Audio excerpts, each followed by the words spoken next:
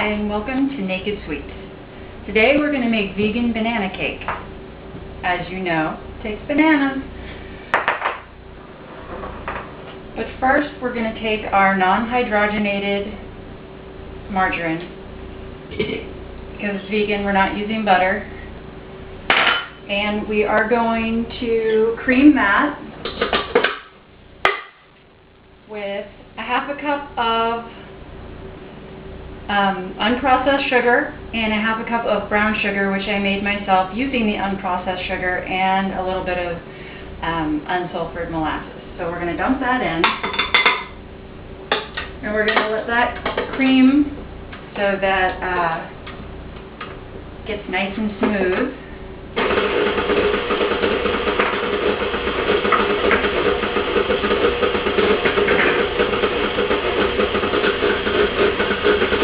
Takes about 3 to 4 minutes, depending on how fast you want to go.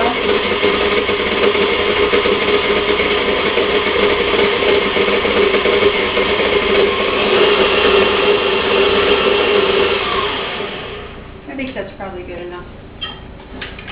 Alright, and then I'm going to add my bananas. I have 5 here because they're kind of small. If you have bigger bananas, use 4. These I had in the freezer. You want to take them out of the freezer and let them thaw just enough so you can get the peel off and they're not completely frozen solid. You want them to have some kind of flexibility to them. So we're just going to dump those in there, and this is going to take a few minutes because mine are still a little cold.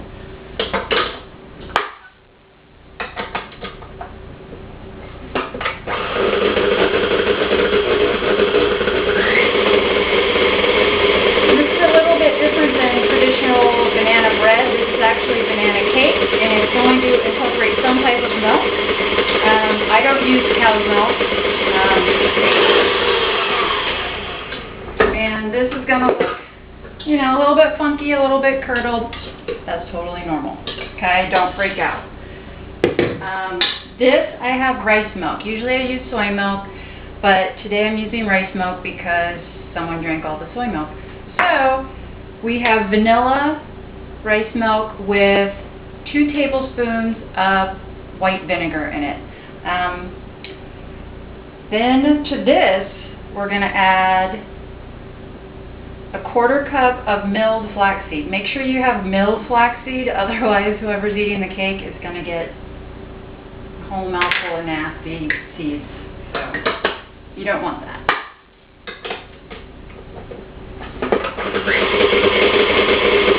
Blend that up just a little bit. Right here I have 2 teaspoons of baking soda and a half a teaspoon of sea salt. We don't need a lot of salt because, I mean, you could probably get away with putting no salt in it. Baking soda tends to be a little bit on the salty side. So you don't need a whole lot of that. This is 1 teaspoon of vanilla, which I like to add to my banana cake. Some people like to add cinnamon. I don't. Usually I make a glaze that goes over the top, so we'll get to that later after the cake is baked.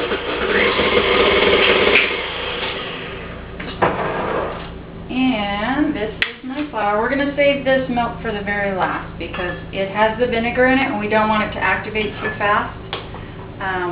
With the baking soda, for any of you who remember grade school volcano experiments, it's kind of the same idea. So I still don't have my new oven in yet. It was supposed to be taken out the other day, but of course I got some cake orders. So unfortunately,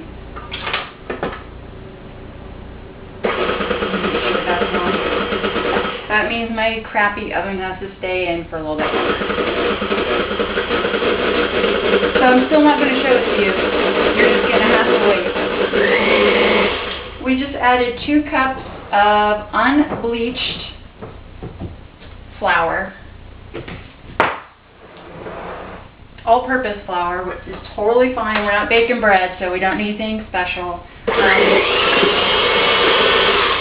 If you wanted to add half whole wheat, you totally could. If you wanted to add all whole wheat, that would be completely fine. Both of them work. I prefer the texture of this one, but then again, that's completely up to you and what you prefer. I'm going to add in my rice milk with my vinegar, and we want to go real slow because you see it splashing out. Good thing I don't have very many clothes on, so it's not called Naked Sweets for nothing. Most of our products come the way as nature intended, just as our bodies, except for the tattoos, sorry. I don't have any music playing today because I have misplaced my iPod. What do you need?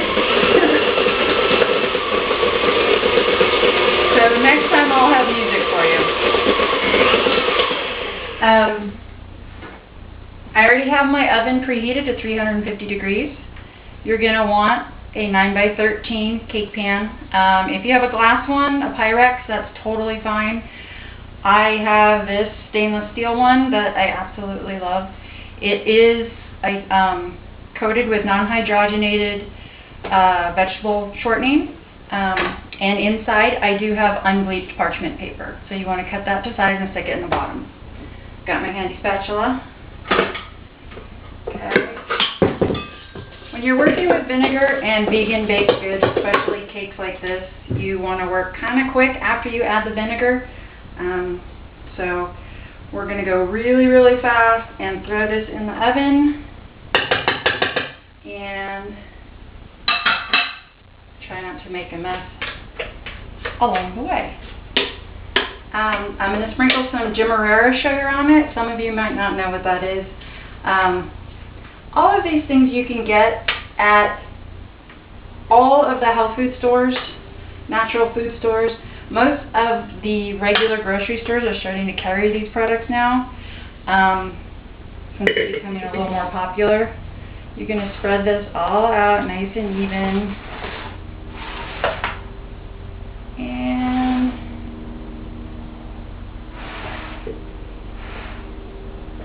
you know, if there's still chunks of banana, that's okay. There aren't any in mine, but you can if you want to.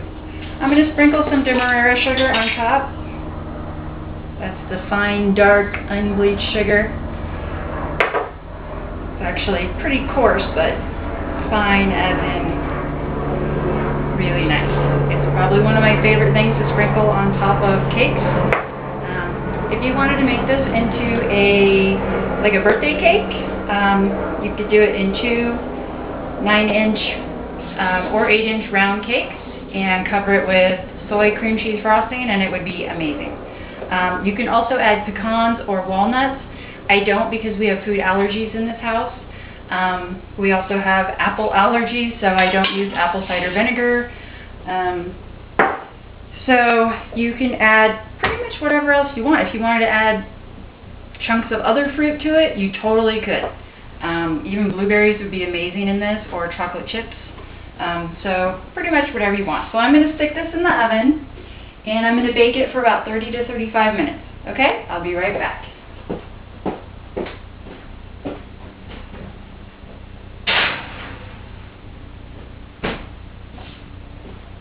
Don't forget to set a timer. If you don't set your timer, you might space out and do something like I always do. And I set it for the shortest time first, so we're setting it at 30 minutes. I will go in and check it and rotate it if necessary, depending on how your oven is.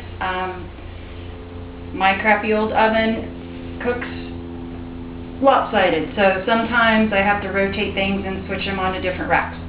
So we'll come back in 30 minutes and we'll see what it looks like. Alright, our banana cake has come out of the oven and it is hot. And, well, the pears over there we'll talk about in a minute. So what I have made is I took 2/3 cup of the raw sugar, and I took 1/3 of a cup of the rice milk that I was telling you about earlier that I put in the cake, and I took 1/2 teaspoon of cinnamon, and I put that in a small saucepan, and I boiled it till it started to become, I mean, you don't need a candy thermometer. Once it starts boiling and getting to the top of your pan, turn it off. It's good. Your cake is hot, and you want to pour it over your cake while it's hot, and you want it to cool all together in the pan before you try and tear it out of there, okay? So we have our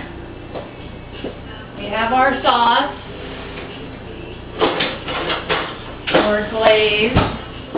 I got a silicone little brush here. You could totally dump it on, which, you know, sometimes I do because I'm lazy and I just want to get it done. I like to brush the edges though. I like to brush it all over, make sure it gets all nice and even, and it's nice when it drips down the sides of the cake. I moved the camera in a little bit because, remember you guys, I'm still working by myself. Haven't found anyone who wants to hang out with me long enough to film me in my underwear baking. So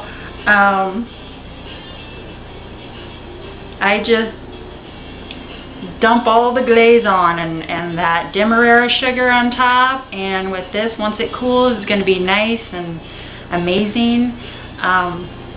These pears over here that I was telling you about, these are the last pears of, well, this season that I pulled off of our organic pear tree out in the backyard, and they produced quite a bit of pears this year.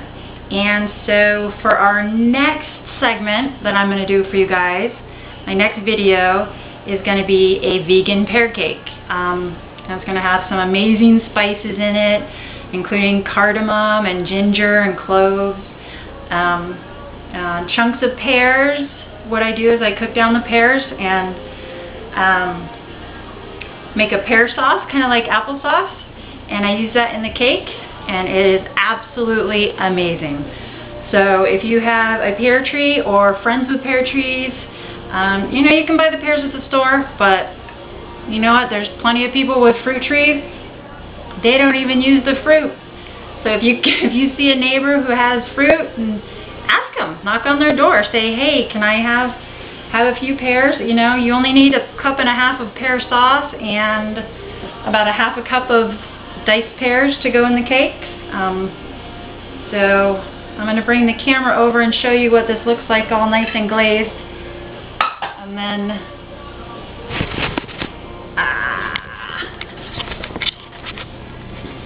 nice and glazed, shiny and pretty. And those are my pears for next time. So until then, I will see you later.